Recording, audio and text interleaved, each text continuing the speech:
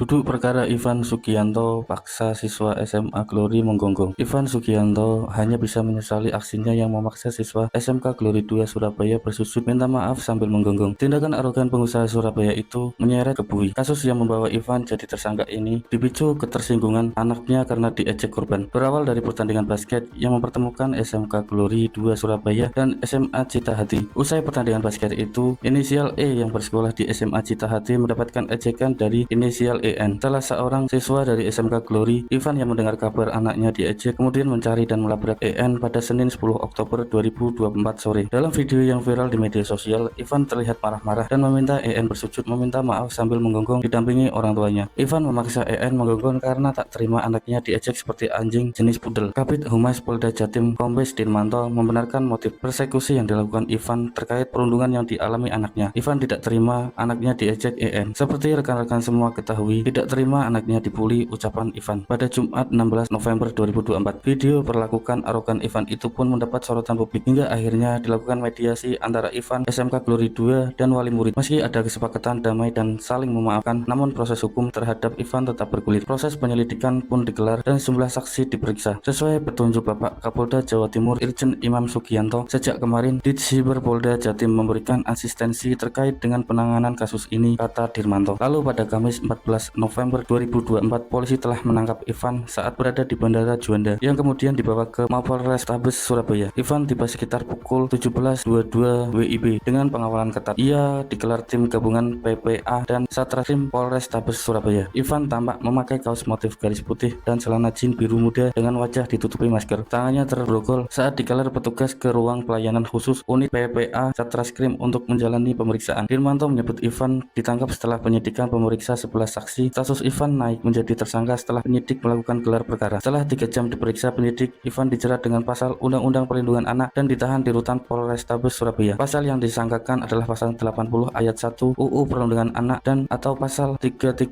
ayat 1 butir 1 KUHP dengan ancaman hukuman 3 tahun penjara, terang Dirmanto. Polisi juga bakal mendatangkan saksi ahli di kasus Ivan. Saksi ahli dilibatkan untuk melengkapi pemeriksaan kesaksian yang telah ada. Sementara tersangka saat ini hanya Ivan. Kemungkinan saksi lain ada dari ahli nanti. Saat ini tersangka hanya yang bersangkutan Ivan, kata Dirmanto. Kamu berdiri. Jangan di sini.